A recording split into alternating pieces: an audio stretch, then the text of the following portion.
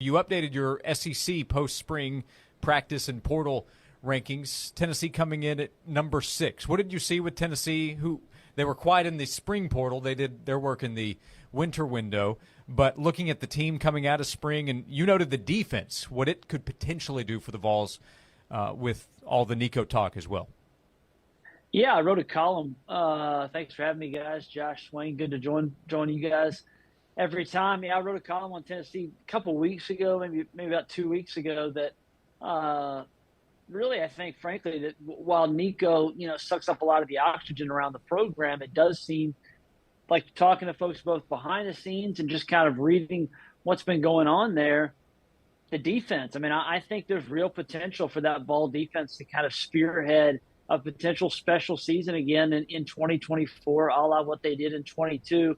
Again, Nico, the offense, Josh Heupel's go-go scheme, it's going to get a lot of attention. But I think what Tim Banks has done, how they've kind of built up that defensive line, you get James Pierce back, who I think, frankly, guys, on most weeks of Tennessee's schedule, he might be the best individual defensive player on the field. And so if they have gotten those cornerback and secondary pieces right, which is TBD, I think this is a unit that can take a leap.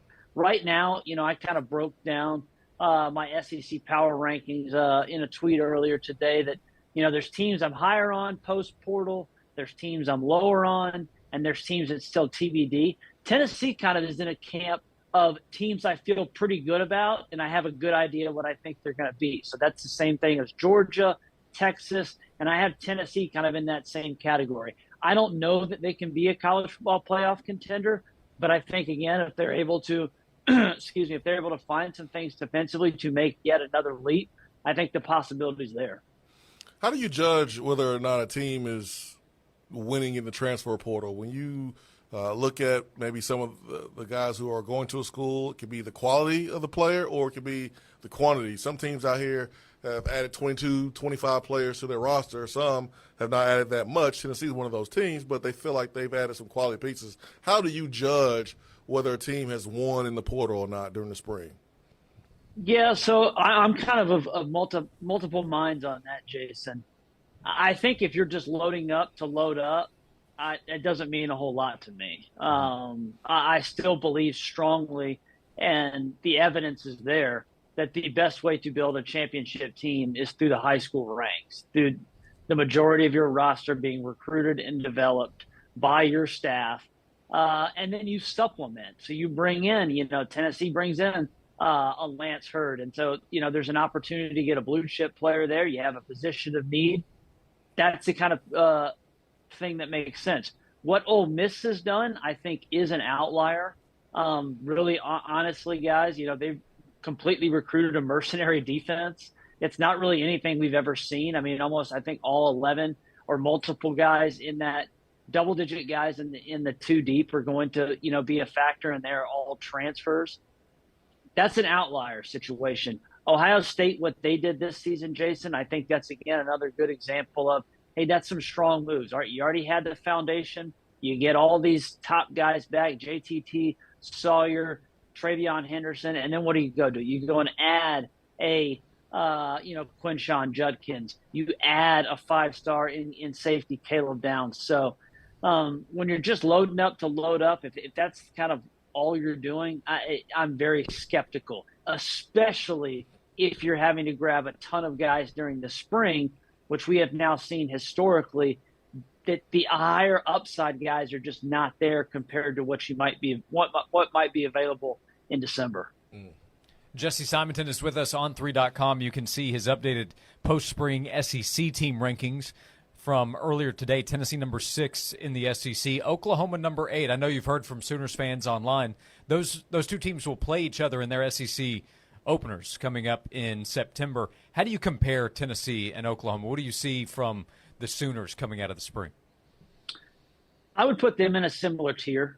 I think Tennessee probably has a higher upside, and Tennessee has a better schedule.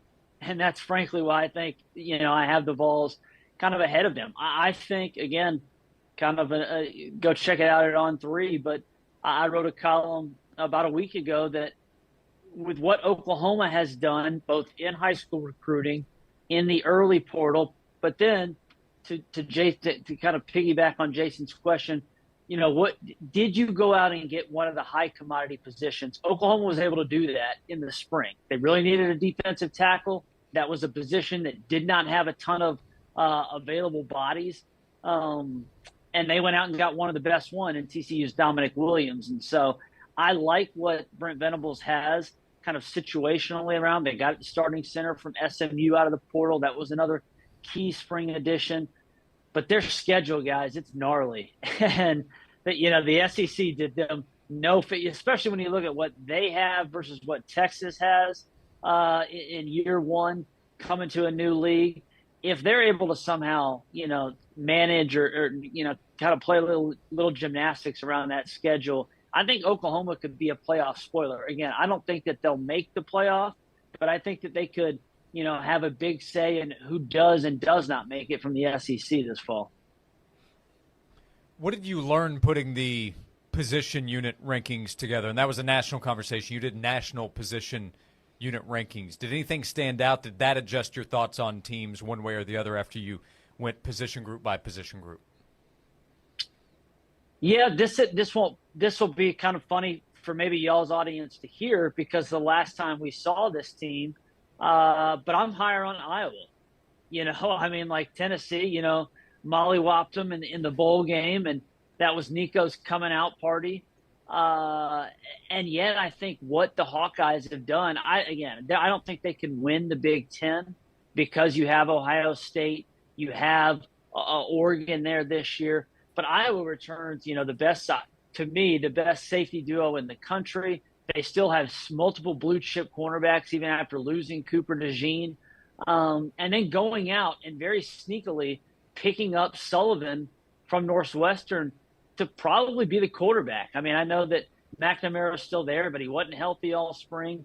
So Iowa's a team that I like. A team that I'm down on in the SEC, frankly, is LSU. I just don't think they did enough to shore up some of their roster deficiencies. And when you see the unit rankings that I did a year ago from where they are today and LSU's absence at several of those spots, they do have, I believe, the best or second best offensive line in the country.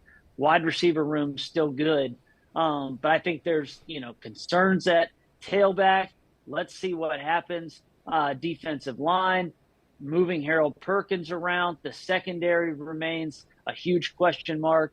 Year 3 was going to be huge for Brian Kelly, and this does not look like it's going to be a championship season to me right now.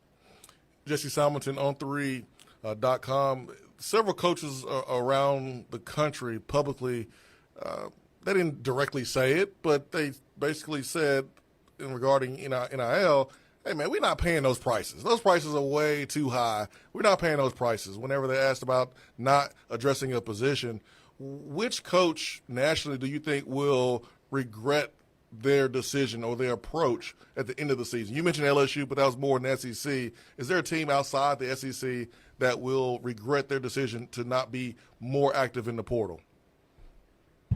Well, what is it, DJ Khaled's today's price is not yesterday's price? I think LSU and USC, two teams that are going to face off in week 1 in 2024 out in Las Vegas, I think they both found that out this spring.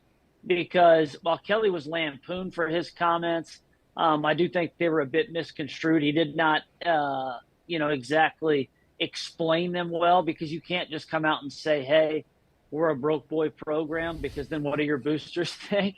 But it was for both, I think, for both LSU and USC. What is notable is that they brought multiple big-time targets on campus. And again, the spring portal window was not exactly flush with a ton of blue-chip-esque talent. But there were teams of need, these two teams in particular, that needed defensive linemen, that needed secondary help. And they got these guys on campus for visits. They just didn't lock them down. So they clearly weren't willing to pay then what the market rate was. Now, there's a lot of dynamics there.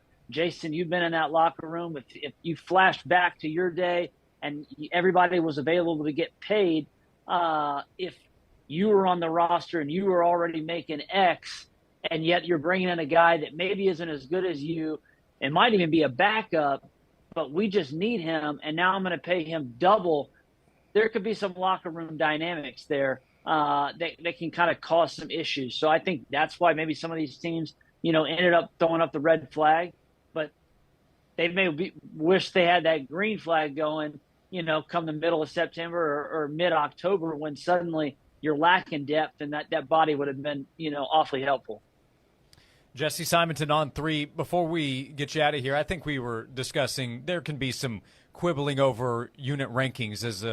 Is our group 9th, or should they be 6th, or are they just outside? You had Tennessee's wide receivers in the best of the rest, so just outside the top 10, which I think frustrated some Tennessee fans. We want to be in the top 10, but I think going back to the last time you were on the show even, you do like Tennessee's wide receivers. That's why they're in the best of the rest. But I'll let you speak to what you think of what Tennessee either has coming back or has brought in to try to help Nico at wide receiver. No, yeah, that was one of my biggest spring takeaways. I think the last time I was on this show and talking with you guys after the orange and white game was that I thought what was almost most impressive was that, Tennessee, last year receiver was not a strength for the Vols. They got, beset by some injuries. I don't think some guys kind of lived up to expectations, but you bring back Squirrel White for another year. You bring in the Braswell kid from Tulane, who I think is going to be really good. 5-star Mikey, how quickly does he kind of get involved? But I think he's going to be in the mix. And then you have, Brew McCoy. Now, the one guy that Tennessee fans were, apoplectic that I wasn't so high on and didn't mention, I think even in the best of the rest or whatever, was Dante Thornton. And it's like, okay, yeah, I mean, everyone's been really excited about Dante Thornton for about 4 years now. A year ago, guys, I predicted he would lead the SEC in touchdowns because I thought he would just, it was one of my crazy bold predictions because I thought he would just slide into that Jalen Hyatt role. The talent, the potential's there. I know there's excitement. He's not a guy that's exactly had a ton of production, and availability has been a big part of that. He has, been hurt a lot. So we'll see. I think this year for receivers, there's not the unit takeaway, Josh. There's not necessarily the star power that there was last year with, a Marvin Harrison, Malik Neighbors, Roma Dunze, some of these guys that are going to go top 10. Luther Burden might be Missouri, might be the number one wide receiver in the country, but there are some really, really deep playmaker units where it's like, these guys have a ton of, twos and day 2 picks and that kind of stuff. And that's why Tennessee fell just short of the top 10. But I definitely like what they've kind of assembled there from a playmaker position around Nico. Jesse Simonton covers college football on 3.com. You can read his SEC team rankings from earlier today and go back and look at his position unit rankings from around the country. Swain, Jesse mentioned that Tennessee mollywopped Iowa to beat someone senseless. I think that's an appropriate description. It's 35-0. I'm still in the word, Jesse. I'm going to start trying to work that into conversation. Mollywop. That's a good one. That's what happened. There you go, man. It's you just tore away May 20th. Word of the day. We're going to add it to the list. Jesse, appreciate all that you do and the time you give us here on the show. Thanks for hopping on today, and hope to talk to you again soon. Yeah, man. Thanks, guys.